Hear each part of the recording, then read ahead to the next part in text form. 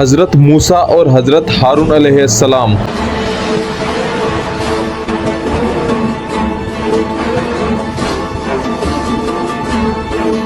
अभी तक जो हम लोगों ने वीडियो देखी थी वो देखी थी कि फिरौन की मौत किस तरीके से हुई, लेकिन अब हम लोग देखेंगे कि क्या सच में जो बनी इजराइल के लोग थे वो सच में इतने वफादार थे जितना हजरत मूसा अलैहिस्सलाम ने उनके साथ वफादारी दिखाई, या वो कौन से शख्स थे जिनसे हजरत मूसा अलैहिस्सलाम मिलेंगे और वो बहुत बड़ी पर्सनालिटी है इस्लाम के अंदर भी, या वो कौन सी बात थी अल्लाह की जो हजरत मूसा अलैहिस्सलाम के दिल पर ये एहसास छोड़ गई कि हजरत मूसा अलैहिस्सलाम को इस दुनिया का सबसे ज्यादा इल्म नहीं है। हम पढ़ेंगे आगे का।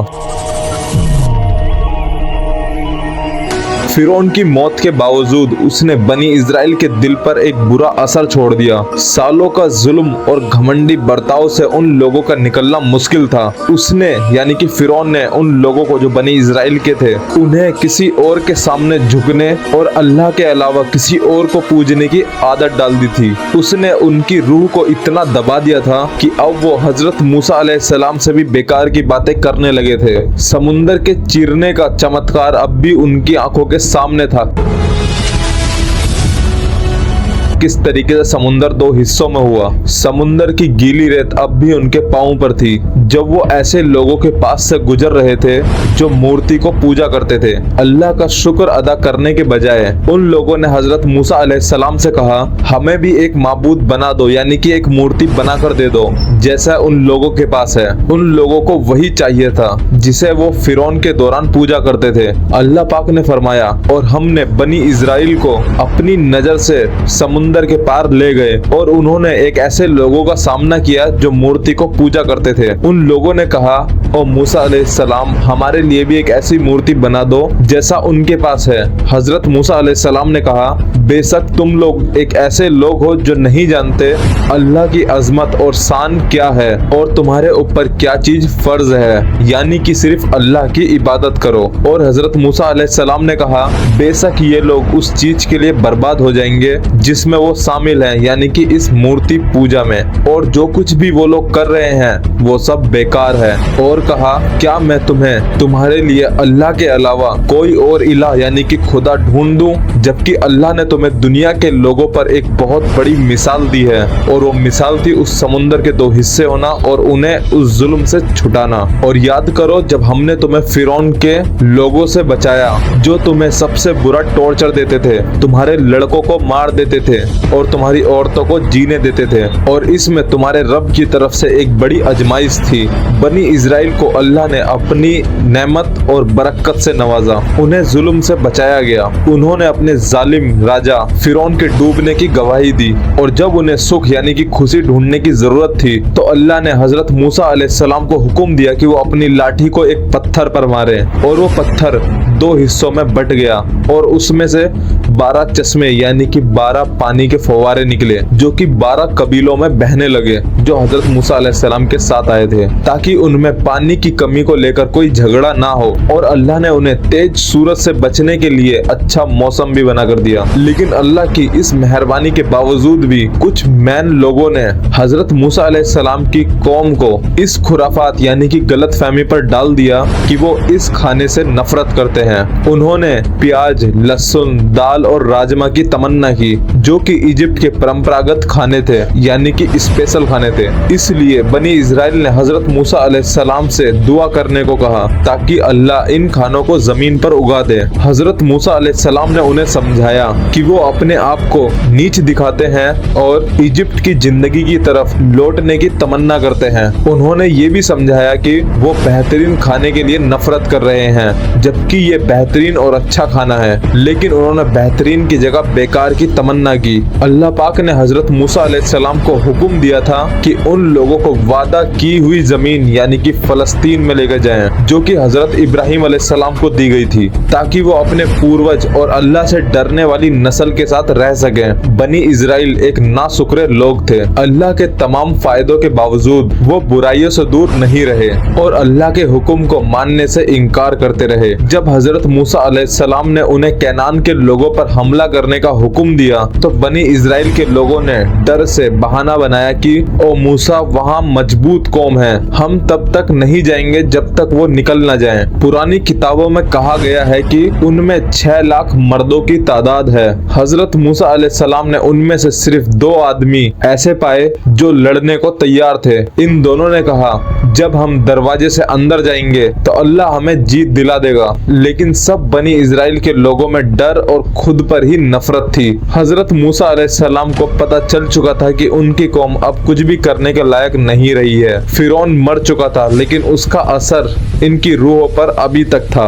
उनका सुधार करने में वक्त लगता। हजरत मूसा अलैहिस्सलाम अपने रब के पास यानी कि अल्लाह के पास वापस गए अल्लाह से बात करने के लिए, और अल्लाह से कहा कि वो सिर्फ अपने और अपने भाई के अमाल के लिए जिम्मेदार हैं। और उन्होंने अल्लाह से दुआ की कि वो उनके और उनकी कौम के बीच में डिफरेंस पैदा कर दे, यानी कि गैप कर दे, यानी कि फासला बढ़ा दे। अल्लाह पाक ने इस नस्ल के बारे में अपना फैसला सुना दिया जिनकी फितरत मिस्रियों यानी कि इजिप्शियन से भी ज्यादा खराब हो चुकी थी। उन्हें बाग में 40 साल तक भटकना होगा जब तक ये नस्ल मर नहीं जाती या बूढ़ी नहीं हो जाती और एक नई नस्ल तैयार नहीं होती जो कि अंदर से निडर हो और जीत हासिल कर सके। हजरत मूसा अलैहिस्सलाम और उनकी कौम के बीच की बातों को कुरान पाक कुछ इस तरीके से बयान करता है। और याद करो, जब हजरत मूसा अलैहिस्सलाम ने अपनी कौम के लोगों से कहा, ओ मेरी कौम, अल्लाह का एहसान याद करो जब उसने तुम में से नबी बनाए, तुम्हें राजा बना दिया और तुम्हें वो दिया जो उसने किसी और को नहीं दिया था इस सारी दुनिया में। ओ मेरे लोग, उस खास जमीन यानी कि फलस्तीन में एंटर करो जो अल्लाह ने तुम्हारे लिए तय की है, और वापस ना जाओ वरना तुम हार जाओगे। उन लोगों ने कहा, मूसा अलैहिस्सलाम, उस जमीन में बहुत मजबूत लोग हैं और हम कभी उस जमीन में नहीं जाएंगे जब तक वो लोग वहां से चले ना जाएं। तुम और तुम्हारा रब जाओ और लड़ो, हम यहाँ बैठे हैं। मतलब वाकई में ये कौम वफा के लायक तो बिल्कुल भी नहीं थी, यानी कि वफादारी तो इस कौम के अंदर पहले से ही नहीं थी, ये यहूदियों के अंदर। हजरत मूसा अलैहिस्सलाम ने कहा, ओ मेरे रब, मुझे और मेरे भाई को अलग कर दो इन लोगों से जो फासिक हैं, यानी कि अल्लाह की बात नहीं मानते हैं। अल्लाह पाक ने कहा, इसलिए ये पाक जमीन इन लोगों पर 40 साल तक हराम है, वो भटकते रहेंगे। तुम इन फासिक लोगों पर गम न करना है मूसा। उन लोगों के भटकने के दिन अब शुरू हो चुके थे। हर दिन वही होता और वहीं से शुरू होता, वहीं पर खत्म होता। उन्होंने सैनाई नाम की जगह में एंटर किया। हजरत मूसा अलैहिस्सलाम वहीं पर आए जहां उन्होंने अल्लाह ताला से पहली बार बात करी थी। उन्होंने अल्लाह से दुआ की कि वो उनकी कौम का फैसला करे। अल्लाह पाक ने उन्हें हुक्म दिया कि वो 30 दिन का रोजा रखें। उसके बाद उन्हें माउंट सैनी यानी कि कोहे तूर जाना है, जहां उन्हें वो लॉ दी जाएगी यानी कि वो कानून दिया जाएगा जिससे वो अपने लोगों को गवर्न यानी कि कंट्रोल कर सके या फिर उन्हें सही राह बता सके। पिछले लोगों ने कहा कि हजरत मूसा अलैहिस्सलाम ने 30 दिन तक रोजे रखे, लेकिन उन्हें अल्लाह से बात करने में घबराहट महसूस हो रही थी क्योंकि रोजों की वजह से उनके मुंह में बदबू थी। उन्होंने जमीन से एक पौधा तोड़ा और उसे खाया। तब अल्लाह पाक ने हजरत मूसा अलैहिस्सलाम से कहा, तुमने रोजा क्यों तोड़ा? हजरत मूसा अलैहिस्सलाम ने कहा, ओ मेरे रब, मैं आपसे इस बदबू के साथ बात नहीं करना चाहता था। अल्लाह पाक ने कहा, क्या तुम्हें नहीं पता मूसा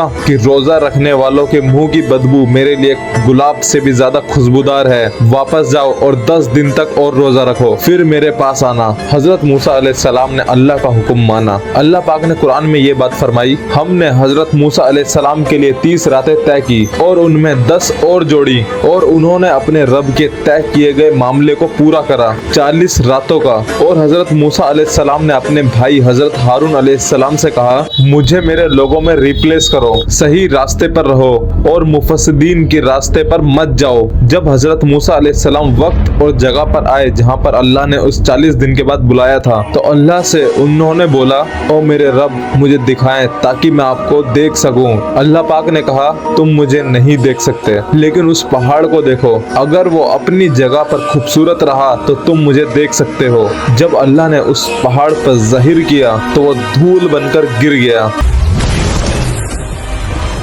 और उसके साथ हजरत मूसा अलैहिस्सलाम भी बेहोश हो गए। और जब हजरत मूसा अलैहिस्सलाम को होश आया तो उन्होंने कहा, मैं तेरी तरफ रुजू करता हूँ और मैं पहला मोमिन हूँ।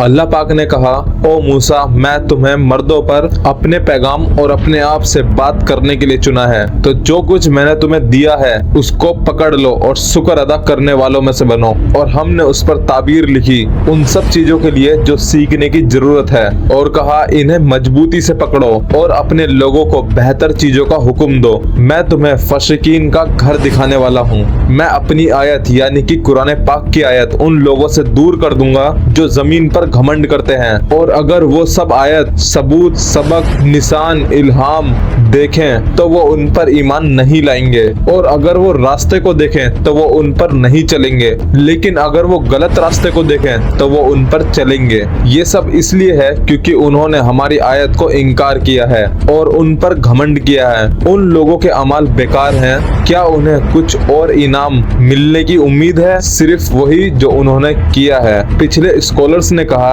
कि 10 हुक्म जो तौरात की किताब में भी शामिल हैं और वो कुरान पाक की भी 2 आयतों में शामिल हैं, वो कौन कौन से हैं वो भी जानते हैं। आपके रब का क्या हुक्म है आपके लिए? कभी बेकार ना हो, किसी और को कभी दुख ना दें, और उन लोगों से बात करें जो तुम्हारे साथ जिंदगी की बात करते हैं। तुम उन पर झूठ नहीं बोल सकते, और उस जिंदगी को ना मारो जिसकी अल्लाह ने हिफाजत की है बिना हक के। मतलब ये तीनों किताबें यहूदी, क्रिश्चियन और मुस्लिम की काफी सारी किताबों में बहुत सी मिलती जुलती हैं। अल्लाह ने मूसा अलैहिस्सलाम के वापस आने के बाद क्या हुआ, यानी कि जब वो कोहे तूर से वापस आए तब क्या हुआ, उसका भी जिक्र करा। हजरत मूसा अलैहिस्सलाम ने कहा, ओ हारून, तुम्हें क्या रोक रहा था जब तुमने देखा कि वो लोग गुमराह हो रहे थे? तुमने मेरे कहने पर मुझे फॉलो क्यों नहीं किया? क्या तुमने मेरी बात नहीं मानी? हजरत हारून अलैहिस्सलाम ने जवाब दिया, ओ मेरे भाई, मुझे मेरी दाढ़ी से ना पकड़ो और ना ही मेरे सर से। मुझे डर था कि तुम कहोगे तुमने बनी इजराइल में फैसला कर दिया है और तुमने मेरी बात की इज्जत नहीं की।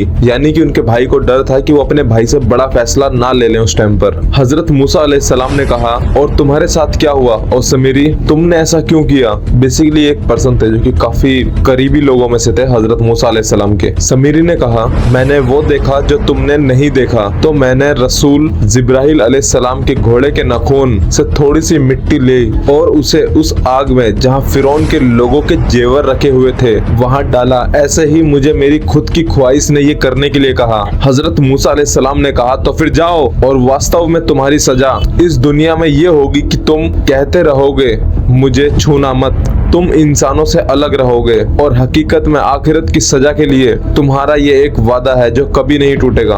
और देखो, तुम्हारा खुदा जिसे तुम पूजा करते थे, हम इसे जरूर जला देंगे और उसकी चुनी हुई बातें समुद्र में बिछा देंगे। लेकिन जो लोग गाय के बछड़े की पूजा करा करते थे उनकी सजा बहुत भारी थी, यानी कि मौत थी उनकी सजा। और याद करो जब हजरत मूसा अलैहिस्सलाम ने कहा, ओ मेरे लोग, आपने अपने पर खुद जुल्म किया है बछड़े की पूजा करने से, तो अपने खुदा की तरफ रुजू करो और अपने आप को मार दो, यानी कि मासूम लोगों में से गलत लोगों को खत्म कर दो। ये हमारे खुदा की नजर में बेहतर होगा। और फिर उन्होंने आपकी तौबा को कबूल किया, और हकीकत में सिर्फ अल्लाह ही है जो तौबा को कबूल कर सकता है, सबसे ज्यादा रहमत करने वाला। इसलिए बछड़े की पूजा करने का जुल्म बिना सजा नहीं रहा। हजरत मूसा अलैहिस्सलाम ने बनी इजराइल के अलाइट को अल्लाह से माफी मांगने का हुक्म दिया। हजरत मूसा अलैहिस्सलाम ने उनमें से 70 लोगों का इंतखाब किया, यानी कि 70 लोगों को चुना, और उन्हें हुक्म दिया कि अल्लाह की तरफ जल्दी रुजू करो, और जो आपने किया उसकी तौबा करो, और जो तुमने छोड़ा उसके लिए माफी मांगो। हजरत मूसा अलैहिस्सलाम माउंट सैनी यानी कि कोहे तूर पर उन 70 बुजुर्ग लोगों के साथ गए और अल्लाह से बात की। उन बुजुर्गों ने अल्लाह ताला से हजरत मूसा अलैहिस्सलाम को बात करते हुए सुना। अल्लाह पाक ने हजरत मूसा अलैहिस्सलाम से सीधी बात की। ये शायद उन लोगों के लिए आखिरी मौजूजा था जो उनके दिल में हमेशा के लिए अपने दीन को समझने के लिए काफी था। जिन जिन लोगों ने उस बातचीत को सुना वो लोग नाखुश थे, यानी कि खुश नहीं थे। उन लोगों ने हजरत मूसा अलैहिस्सलाम से कहा, ओ मूसा, हम तुम पर कभी भी ईमान नहीं लाएंगे जब तक हम अल्लाह को सीधा नहीं देख लेते। ये एक ऐसी डील थी या फिर ये एक ऐसी साजिश थी जो किसी को भी हैरान कर दे, और उनकी जिद्दी डिमांड का इनाम सजा थी। बिजली की चमक ने उनके जिस्म और रूह को एक साथ हिला दिया और वो सब मर गए। हजरत मूसा अलैहिस्सलाम को पता था कि इन बुजुर्ग लोगों के साथ क्या हुआ है और वो बहुत दुखी थे। उन्होंने अल्लाह से दुआ की कि वो इन्हें माफ कर दें, क्योंकि वो बेकार थे। बेवकूफ होना यानी कि बेवकूफपन सिर्फ मौत से खत्म होता है।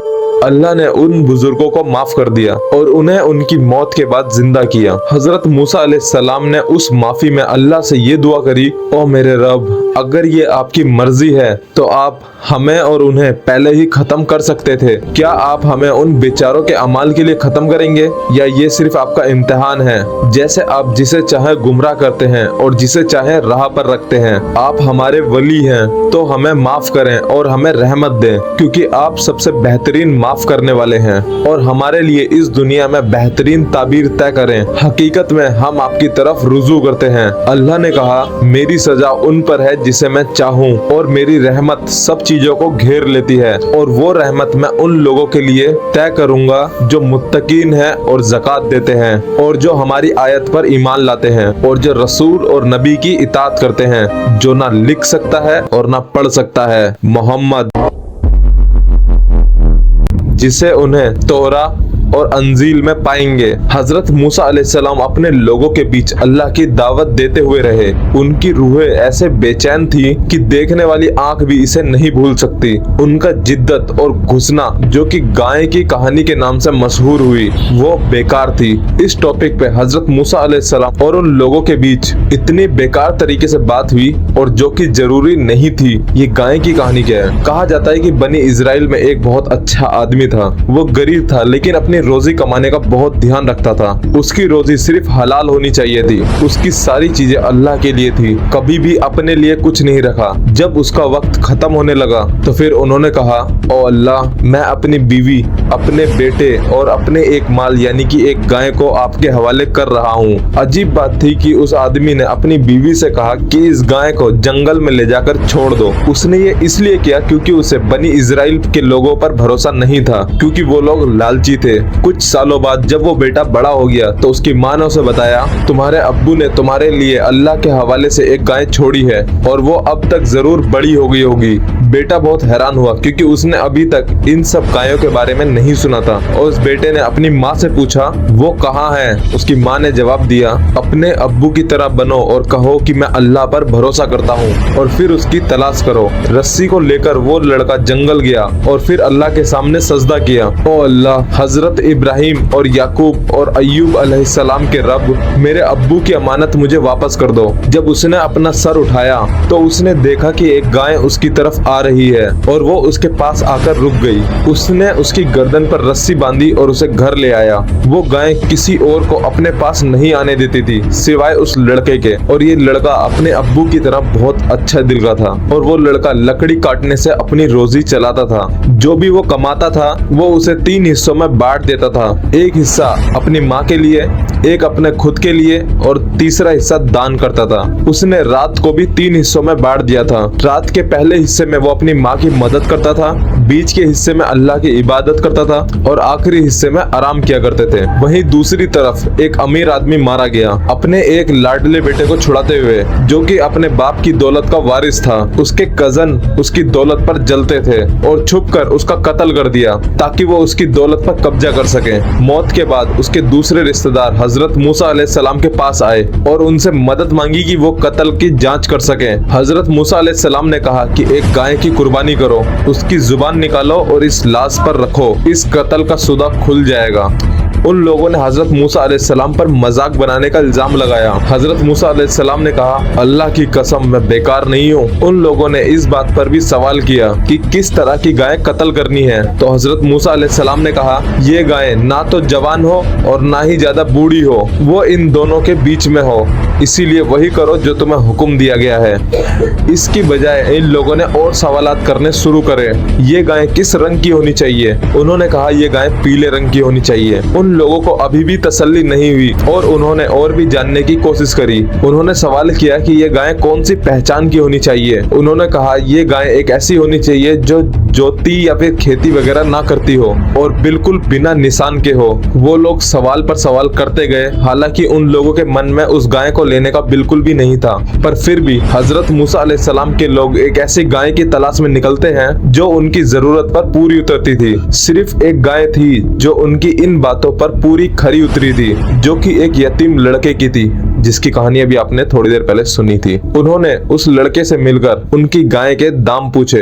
उस लड़के ने जवाब दिया कि वो पहले अपनी माँ से पूछेगा। तो वो लोग उसके घर गए और उनकी माँ को 3 सोने के सिक्के देने का ऑफर किया। उसकी माँ ने मना कर दिया और कहा कि इस गाय की कीमत इससे ज्यादा है। वो लोग अपना ऑफर बढ़ाते रहे, लेकिन माँ हर बार मना करती रही। आखिर में उन्होंने उस लड़के से कहा कि अपनी माँ से कहें कि थोड़ा समझदारी से फैसला लें। उस लड़के ने कहा कि मैं अपनी माँ की मंजूरी के बिना इस गाय को नहीं बेचूंगा, चाहे तुम मुझे चमड़े के कवर से सोना भर के क्यों ना दो। ये सुनकर माँ मुस्कुराई और बोली, चलो उसका दाम उस चमड़े के कवर को सोना भर कर दो। उन्होंने समझा कि कोई और गाय काम नहीं आएगी, उन्हें ये गाय किसी भी कीमत पर चाहिए थी। तो उन्होंने उनका ये ऑफर एक्सेप्ट किया और उन्हें बहुत ज्यादा सोना दिया। एक दिन हजरत मूसा अलैहिस्सलाम ने बहुत अट्रैक्टिव स्पीच दी, जिसे सुनने वाले लोग हजरत मूसा अलैहिस्सलाम के बहुत ज्यादा अट्रैक्ट हो गए। किसी शख्स ने सभा में पूछा, ओ अल्लाह के रसूल, क्या ऐसा कोई और आदमी है जो आपसे ज्यादा इल्म रखता हो? हजरत मूसा अलैहिस्सलाम ने जवाब दिया, नहीं, क्योंकि हजरत मूसा अलैहिस्सलाम को ऐसा लगता था कि अल्लाह ने उन्हें मौजज़ा दिया है और उन्हें तौरा जैसी पाक किताब से इज्जत दी है। लेकिन अल्लाह पाक ने हजरत मूसा अलैहिस्सलाम को यह बताया कि कोई भी इंसान सब चीज नहीं जान सकता और ना ही सिर्फ एक ही रसूल सब इल्म को संभालता है। हमेशा कोई ना कोई होगा जो दूसरे से ज्यादा जानता होगा। हजरत मूसा अलैहिस्सलाम ने पूछा, ओ अल्लाह, वो शख्स कहाँ है? मैं उनसे मिलना चाहता हूँ और उनसे इल्म सीखना चाहता हूँ। और उन्होंने अल्लाह से इनकी पहचान की निशानी भी पूछी। अल्लाह ने उनसे फरमाया कि एक जिंदा मछली ले लो, एक पानी से भरे टब में। जब मछली गायब हो जाए तो आप उस आदमी को पाओगे। मूसा अलैहिस्सलाम अपनी यात्रा पर यानी कि ट्रैवल पर निकल गए। उनके साथ एक और छोटा लड़का था जो उस टब या फिर कंटेनर को ले जा रहा था जिसमें वो मछली थी। वो उन 2 नदियों के बीच में पहुंचे और वहां थोड़ी देर आराम किया। तभी हजरत मूसा अलैहिस्सलाम सो गए। जब वो सोए, उनका साथी देखता है कि मछली उस टब से नदी में कूद गई, लेकिन उस लड़के ने ये बात हजरत मूसा अलैहिस्सलाम को नहीं बताई। जब हजरत मूसा अलैहिस्सलाम जाग गए तो उन्होंने अपने सफर को जारी रखा जब तक वो थक नहीं गए। हजरत मूसा अलैहिस्सलाम ने अपनी सुबह का खाना मांगा। तभी उनके साथी को याद आता है कि जो मछली वो साथ लेकर आए थे वो तो भाग गई। तभी हजरत मूसा अलैहिस्सलाम ने कहा, ये तो वही है जो हम तलाश कर रहे थे। उन्होंने जल्दी से अपने कदम वापस उन 2 नदियों के जोड़ पर लिए जहां पर मछली कूद गई थी। वहां उन्हें एक आदमी मिला जिसका चेहरा आधा ढका हुआ था। उसका लहजा ये बताता था कि वो एक नेक दिल इंसान है और वो वही पर्सनैलिटी थे जिनसे हजरत मूसा अलैहिस्सलाम को मिलना था, और वो कोई और नहीं, हजरत अल खिद्र अलैहिस्सलाम थे।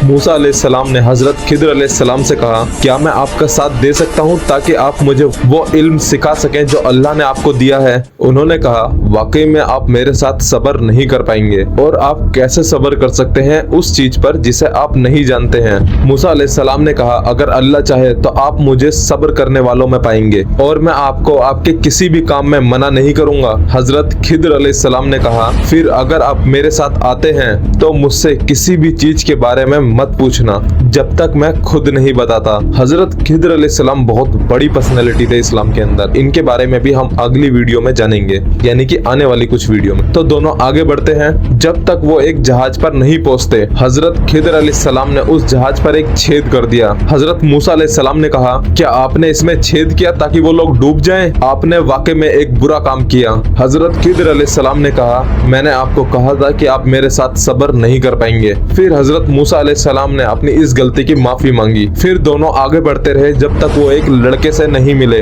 हजरत खिद्र अलैहिस्सलाम ने उस लड़के को मार दिया। फिर हजरत मूसा अलैहिस्सलाम ने कहा, क्या आपने एक बेगुनाह लड़के को मार दिया जिसने किसी को नहीं मारा? आपने वाकई में एक बुरा काम किया। फिर हजरत खिद्र अलैहिस्सलाम ने कहा, मैंने आपसे कहा था कि आप वाकई में ही मेरे साथ सब्र नहीं कर पाएंगे। फिर हजरत मूसा अलैहिस्सलाम ने माफी मांगी और कहा कि अगर मैं अब की बार कुछ पूछूं तो आप मुझे अपने साथ मत रखना। फिर दोनों आगे बढ़ते रहे जब तक वो एक गांव के लोगों से नहीं मिले। उस शख्स ने, मतलब जो गांव में मिला था, उस शख्स ने उनसे खाना मांगा, लेकिन उन्होंने खाना देने से इनकार कर दिया। फिर उन्होंने वहां एक दीवार देखी जो कि गिरने वाली थी और हजरत खिद्र अलैहिस्सलाम ने उस दीवार को मॉडिफाई करा, ठीक करा और सीधा कर दिया। फिर हजरत मूसा अलैहिस्सलाम ने कहा, अगर आप चाहते तो आप इस दीवार को ठीक करने का अमाउंट भी ले सकते थे। हजरत खिद्र अलैहिस्सलाम ने कहा, ये मेरा और आपके दरमियान जुदाई का वक्त है। अब मैं उन चीजों का मतलब आपको बताऊंगा जिन चीजों पर आप सब्र नहीं कर पाए। जहाँ तक उस जहाज का सवाल है, वो बेचारे लोगों का है जो समुद्र में काम करा करते हैं। तो मैंने इसमें थोड़ा खराबी करने का इरादा किया, क्योंकि उनके बाद एक राजा आता था जो हर जहाज को जबरदस्ती ले लेता था। और जहाँ तक उस लड़के का सवाल है, उसके माँ बाप ईमान वाले थे और इस चीज का डर था कि वो इनसे नफरत करेगा, यानी कि लड़का अपने माँ बापों से नफरत करेगा और उन्हें बेईमान बना देगा। तो हमने इरादा किया कि अल्लाह ताला उन्हें एक और बेहतर लड़का दे दे जो इंसाफ और रहमत में उससे बेहतर हो। और जहाँ तक उस दीवार का सवाल है, ये 2 यतीम बच्चों की दीवार है इस गाँव में, और इसके नीचे एक खजाना है और उनका बाप एक अच्छा इंसान था। और आपके रब का इरादा ये था कि उन्हें उनकी पूरी बालगी तक पहुंचा दे और उनका खजाना उन्हें मिल जाए। ये आपके रब की रहमत से, और मैंने ये अपने इरादे से नहीं किया। ये उन चीजों का मतलब है जिस पर आप सब्र नहीं कर सके। फिर हजरत मूसा अलैहिस्सलाम ने उनसे सलाम किया। फिर हजरत खिद्र अलैहिस्सलाम ने पूछा कि तुम्हारे मुल्क में लोग एक दूसरे को किस तरीके से सलाम करते हैं? हजरत मूसा अलैहिस्सलाम ने कहा, मैं मूसा हूँ।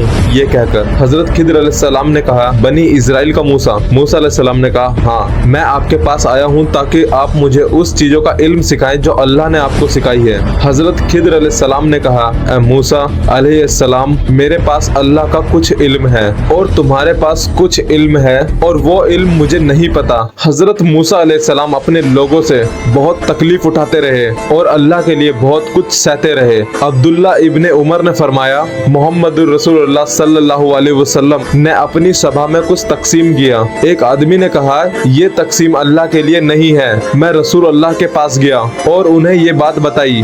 उनका गुस्सा इतना बढ़ गया कि उनके चेहरे पर गुस्से के निशान दिखने लगे। फिर रसूल अल्लाह ने फरमाया, अल्लाह हजरत मूसा अलैहिस्सलाम पर रहमत फरमाए, क्योंकि उन्हें इससे ज्यादा तकलीफ हुई है, लेकिन उन्होंने सब्र किया। बनी इजराइल ने हजरत मूसा अलैहिस्सलाम को बहुत तकलीफ दी। उनका दुख सिर्फ बगावत, बेकार की बातें, झूठ और पत्थर पूजने तक सीमित नहीं था, बल्कि उन्होंने उस पर भी निजी नुकसान उठाया। अल्लाह पाक ने फरमाया, और तुम लोग जो ईमान लाए हो, हजरत मूसा अलैहिस्सलाम को तकलीफ देने वालों में से मत बनो। लेकिन अल्लाह पाक ने उन्हें उन सब चीजों से पाक कर दिया जो भी उन पर इल्जाम लगाया गया था, और वो अल्लाह की नजर में इज्जत वाले थे। हारून अलैहिस्सलाम की वफात हजरत मूसा अलैहिस्सलाम से पहले हुई। उनके लोग अब भी जंगल में घूम रहे थे जब उनकी वफात हुई। अबू हुरैरा ने फरमाया, मौत का फरिश्ता हजरत मूसा अलैहिस्सलाम के पास आया। जब वो हजरत मूसा अलैहिस्सलाम के पास आया तो हजरत मूसा अलैहिस्सलाम ने उसकी आंख पर हाथ मारा। मौत का फरिश्ता अल्लाह के पास वापस आया और कहा, आपने मुझे एक ऐसे बंदे के पास भेजा है जो मौत नहीं चाहता। अल्लाह पाक ने फरमाया, उनके पास वापस जाओ और उनसे कहो वो अपने हाथ को बालों के ऊपर रखें, और जितने भी बाल उनके हाथ पर आए, हर बाल के बदले में 1 साल की जिंदगी दी जाएगी। फिर हजरत मूसा अलैहिस्सलाम ने कहा, ऐ रब, उसके बाद क्या होगा? फिर अल्लाह पाक ने कहा, फिर मौत होगी। हजरत मूसा अलैहिस्सलाम ने कहा, आज ही आ जाओ। हजरत मूसा अलैहिस्सलाम ने अल्लाह से गुजारिश की कि उन्हें कुद्स यानी कि जेरूसलम के पास मरने दिया जाए, ताकि उन्हें उस पाक जमीन से एक पत्थर की दूरी पर रखा जाए। अबू हुरैरा ने कहा, अल्लाह के रसूल मोहम्मदुर रसूलुल्लाह सल्लल्लाहु अलैहि वसल्लम ने कहा, अगर मैं वहाँ होता तो मैं आपको दिखाता कि उनकी कब्र लाल रेत के गड्ढे के नीचे है। हजरत मूसा अलैहिस्सलाम, जो अल्लाह के नबी और जिन्होंने अल्लाह से सीधी बात की, उन्होंने अपनी वफात को एक खुश दिल और ईमान से भरे दिल के साथ गुजारा, जो हमेशा अच्छे कामों की तलाश में थे और आखिर में अल्लाह से मुलाकात का इंतजार कर रहे थे। इस वाक्य से हमें सब्र और अल्लाह के इल्म का एहसास होता है। अल्लाह हम सबको अपने पैगाम समझने की तौफीक दे, आमीन। और अगर आपने हमारी इससे पहले की स्टोरी नहीं पढ़ी है तो वो पहले पढ़ लें, ताकि आपको ये स्टोरी और इजीली आसानी से समझ में आ जाए। लिंक डिस्क्रिप्शन में है पूरी प्लेलिस्ट का, और आपकी स्क्रीन पे भी दिखाई दे रही होगी हमारी पूरी प्लेलिस्ट तैयार है।